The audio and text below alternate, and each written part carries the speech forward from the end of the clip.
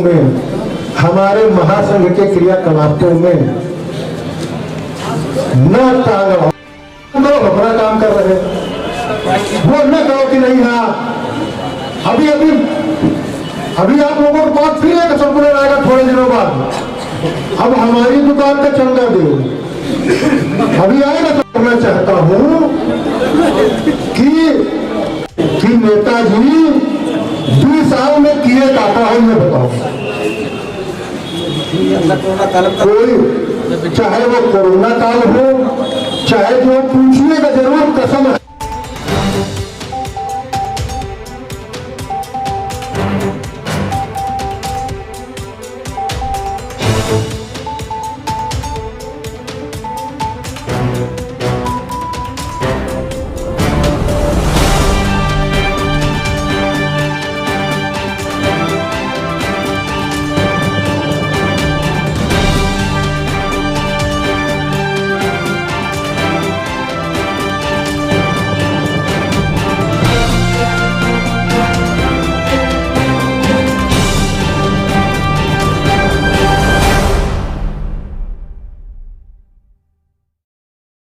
नमस्कार, मैं अर्चना आपका स्वागत करती हूँ हंगामा टाइम्स में। इस समय हम लोग हैं जवाहर भवन में, जहाँ पे जवाहर भवन इंदिरा भवन कर्मचारी महासंघ द्वारा आज नामांकन पत्र भरा जा रहा है। 20 वर्षों से लगातार उनकी जीत होती आ रही है। आखिर 21वें साल में क्या रणनीति लेकर के आएंगे यहाँ के पदाधिकारियों से, आइए चलते हैं, बात करते हैं। अब हमारे साथ में जुड़ रहे हैं जवाहर भवन इंदिरा भवन कर्मचारी महासंघ के अध्यक्ष सतीश कुमार पांडे। तो हम पूछेंगे उनसे कि क्या है आगे की रणनीति जिसको लेकर के आज नामांकन पत्र भरा जा रहा है।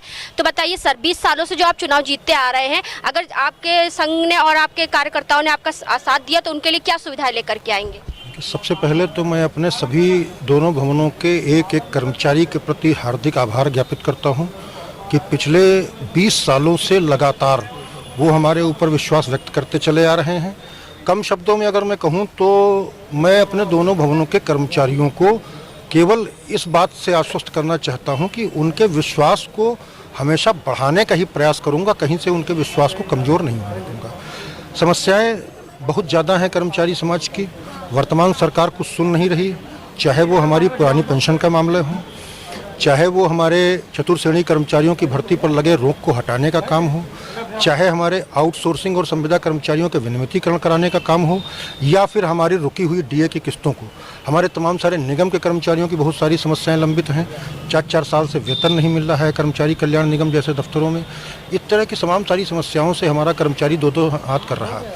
आपने देखा होगा कि पूरे कोरोना काल में हम लोगों ने बड़ी मेहनत से प्रदेश की सरकार और देश का सरकार का साथ देते हुए अपना एक कर्मचारी ने एक दिन का वेतन सरकार के खाते में जमा किया, कोष में जमा किया।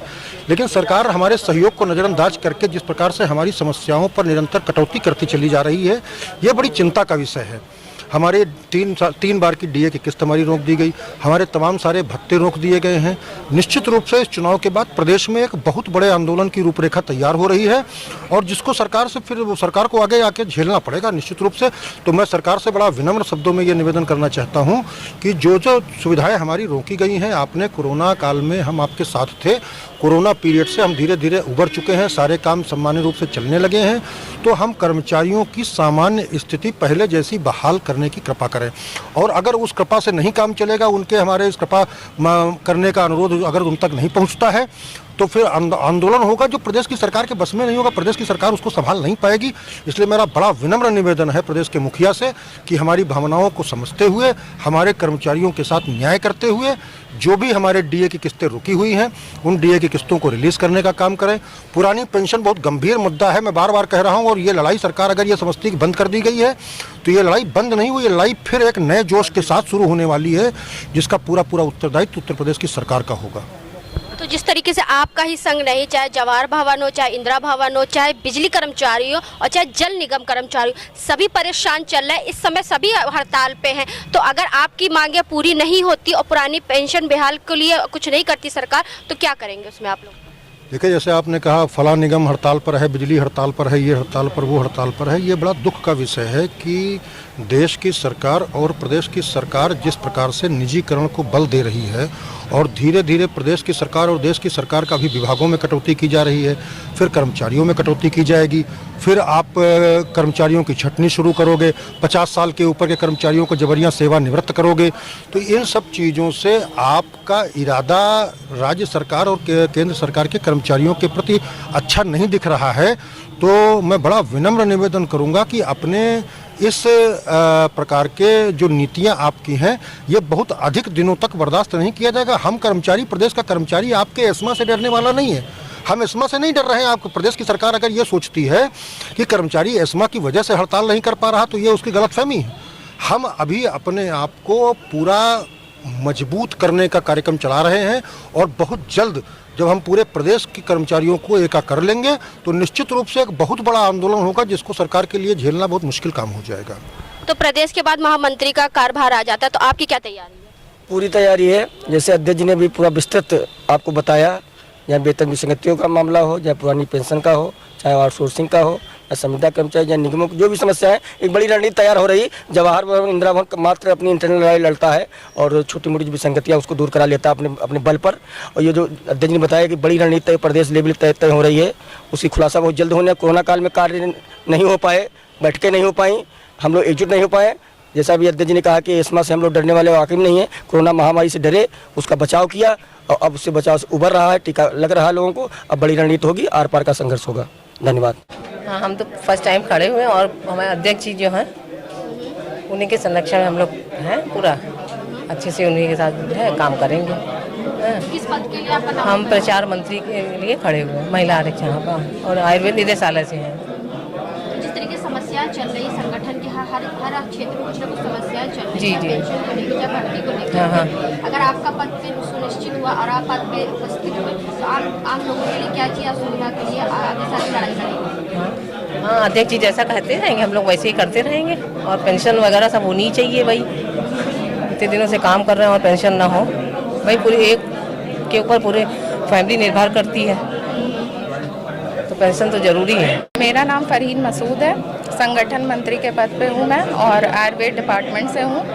और ये मेरा पहली बार होगा जब हम इस फील्ड में आए हैं। और मेरा मेन जो गोल है वो ये है कि जो भी दोनों बिल्डिंग्स की महिलाएं हैं या जो भी उनकी प्रॉब्लम्स है उनके लिए एक अच्छा प्लेटफॉर्म या उनके जो भी प्रॉब्लम्स हैं उनको अच्छे से मतलब सुनना और उसका समाधान निकालना। तो यही हमारे लिए है कि सारी महिलाएं खुलकर अपने उसमें मतलब अपनी प्रॉब्लम्स को हमारे सामने ला सकें। और कोशिश हमारी पूरी रहेगी कि उनकी जो भी दिक्कतें हैं उन्हें हम अच्छी तरीके से सॉल्व कर सकें और उनकी जो भी दिक्कत है।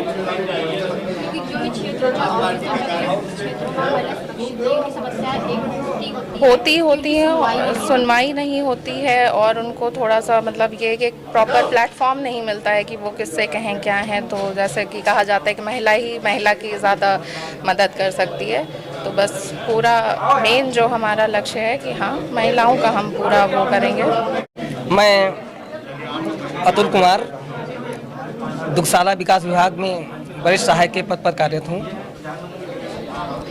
मैं विगत इस महासंघ में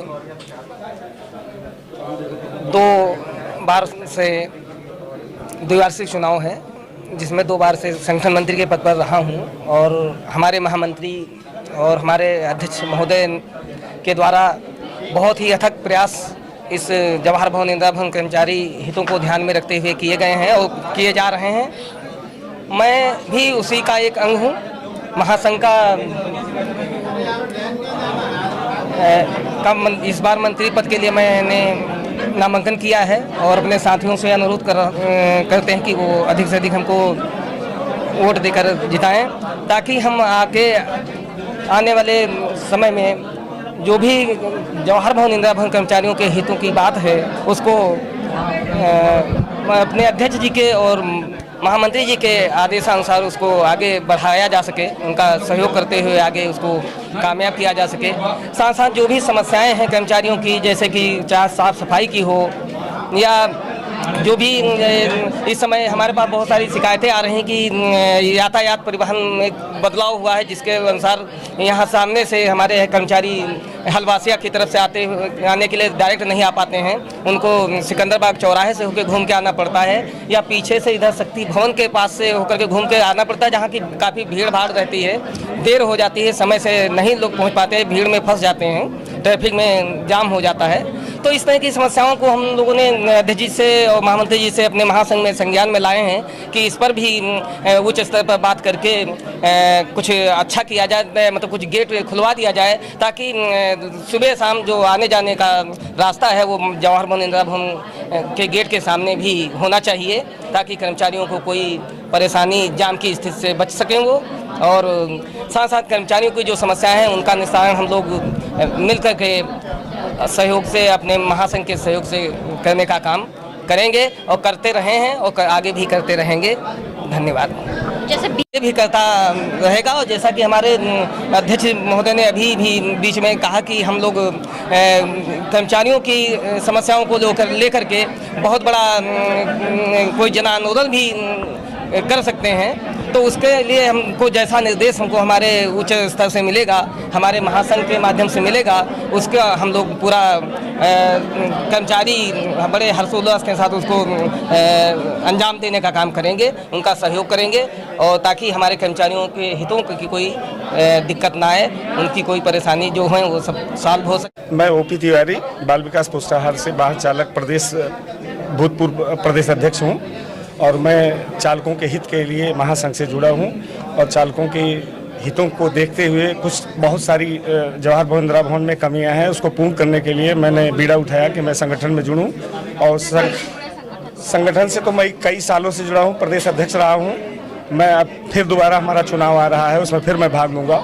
तो पांडे जी ने कहा कि अब उनका आदेश हुआ कि आप हमारे संगठन से भी आ जाइए, तो हमने कहा ठीक है, चालक संघ की तमाम सारी समस्याएं हैं, उनका निराकरण करने के लिए आपके सहयोग से हमें मदद मिलेगी, तो इसलिए मैं संगठन में आया हूं, और मैं चालकों के हित के लिए पूरे निष्ठा से मैं कार्य करूंगा। जी, मैं बाल विकास सेवा एवं पुष्टाहार विभाग से बजरंगबली पांडे, प्रधान सहायक, महासंघ में मंत्री पद के लिए आज अपना नामांकन किया हूँ। यहाँ हम विगत 16 वर्षों से, मतलब हर 2 वर्ष पर ये द्विवार्षिक चुनाव होता है, 8 बार से मैं यहाँ मंत्री के पद पर जीतता आया हूँ, और कर्मचारियों की सब समस्याओं को लेकर के हम लोग हमेशा पांडे जी के साथ जो है अपना कंधे से कंधा मिला करके चलते हैं। अब इस समय जो है पुनः जो है नई कार्यकारिणी बनने के बाद पांडे जी के साथ कंधे से कंधा मिला करके हम लोग चलेंगे। तो आपको क्या लगता है, जैसे पुरानी समस्याएं आप दूर हो जाएंगी? अब संघर्ष करना अपना काम है, और संघर्ष बिना मांगे कुछ मिलना नहीं है, संघर्ष तो किया ही जाएगा। संत कुमार द्विवेदी, स्टेनो, यूनाइन न्यायालय, उत्तर प्रदेश, लखनऊ, इंदिरा भवन में 7वें तल बैठते हैं।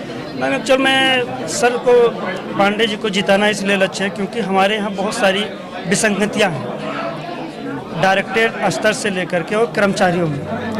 क्या है कि डायरेक्टर हमारा एक मुस्लिम संवर्ग से है, और वो जो है यहाँ के जो मूल कर्मचारी हैं, डायरेक्टर मोहम्मद सिकंदर हयात सिद्दीकी, यहाँ के जो मूल कर्मचारी हैं उनसे कार्य नहीं लेता है, वो बाहरी लोगों से कार्य लेता है, उनको संबद्ध रख करके और गलत ढंग से उस कार्यों को कराता है। इसलिए कराता है क्योंकि उनको संबद्ध कर रखा है, उनसे आए दिन कहता है कि अगर तुम इस कार्य को नहीं करोगे तो मैं जो है तुम्हारा जो है कहीं ट्रांसफ़र कर दूंगा। उस वजह से वो हमेशा वो सारे गलत कार्य ही कराते रहते हैं। अभी हमारे यहाँ 2014 में फार्मासिस्टों की नियुक्ति हुई थी, जिसमें एक बहुत बड़ा मुद्दा था कि इन्होंने सारे लोगों के लिए मुस्लिम संवर्ग को ही जो है सबको जो है नियुक्त कर दिया।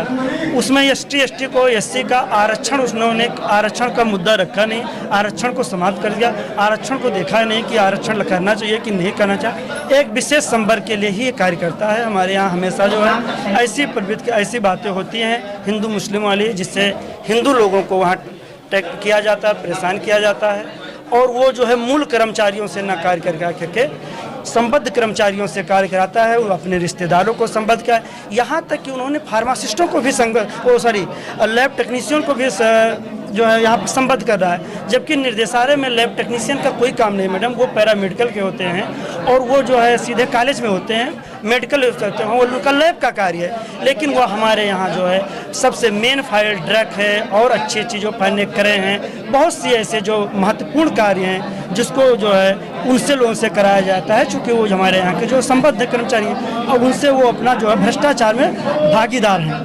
वो बहुत ढंग से भ्रष्टाचार में लिप्त हुए हैं। वो ST कोई आरक्षण नहीं देते हैं, ना कोई कार्य करते हैं गलत ढंग से। यहाँ हमारे यहाँ एक मतलब एक तरफ से एक आप वो कह लीजिए कि मतलब एक गिरोह होती है, उसको बना के रखा है। वो जो भी चाहते हैं, जिसको भी चाहते हैं, जहाँ उनका ट्रांसफ़र करा देते हैं, जैसे भी होता है अपना पैसे के बल पर कमा करके शासन प्रशासन सबको जो है उन्होंने पैसे के दम पे जो है मुट्ठी में कर रखा है। और वो डायरेक्टर सिकंदर है सिद्दीकी, अब चूँकि वो 1.5 साल बाद सेवानिवृत्त होने वाले हैं, हम लोगों ने कई बार मांग कराई कि जो है अगर आपकी कार्य को अधिकता है या कोई ऐसी बात है तो मूल कर्मचारियों से कार्य कराते हुए उनके सहयोग में कार्य करा ले जाए। लेकिन उनके द्वारा जो है मूल कर्मचारियों से कोई कार्य नहीं लिया जाता है, केवल संबद्ध कर्मचारी ही कार्य करते हैं और उसमें इसलिए कराते हैं चूँकि वो हमेशा दबाव में रहें, इसी वजह से वो जो है कार्य कराते हैं। मैं चाहता हूं कि ये बात सरकार तक पहुंचे और इस बात को दूर कराने के लिए इस बात को जो है हम अध्यक्ष जी के जो है शरण में आए, अध्यक्ष जी को जिताना है, क्योंकि यही ये करा सकते हैं, न्याय दिला सकते हैं, बाकी और कोई दिला नहीं सकता। हर जगह सारा पत्राचार होगा, यहाँ तक कि उनका सस्पेंशन आदेश हुआ, उस सब पैसे के दम पे जो है रोक लेते हैं। यहाँ तक कि सबसे बड़ी मेजर फाइल है कि जो है गवर्नमेंट सबको जो आरक्षण देती है, लेकिन ये इतना तानाशाही करते हैं कि इन्होंने आरक्षण की व्यवस्था भी समाप्त कर दी। फार्मासिस्टों ने आरक्षण दिया, फार्मासिस्टों में आरक्षण होना चाहिए नियुक्ति में, वो आरक्षण तक इन्होंने जो है नहीं लागू किया। उसका जो है कोर्ट में केस चल रहा है। 2014 से वो बेरोजगार फार्मासिस्ट जो है दर दर भटक रहे हैं, लेकिन इनके द्वारा जो है कोई ध्यान नहीं दिया जाता है। हमेशा जो है उस डेट को टालने के लिए एक नया वकील कोर्ट में पेश कर देते हैं, जिससे उस मामले को ढीले हो जाए और मैं कमा करके जो है रिटायर हो जाऊं, सेवानिवृत्त हो जाऊं।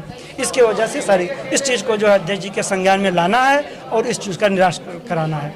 तो मैं चाहता हूं कि जो है इस डायरेक्टर के ऊपर कोई जांच बैठ करके अच्छे से कोई कार्रवाई कराई जाए, क्योंकि ये बहुत ही भ्रष्ट है। यहाँ तक कि जो है हिंदू विरोधी मुस्लिम के सारी चीज़ें होती हैं, बहुत सारे ऐसे कमेंट किए जाते हैं जिससे हम लोगों को बड़ी सारी दिक्कतें होती हैं।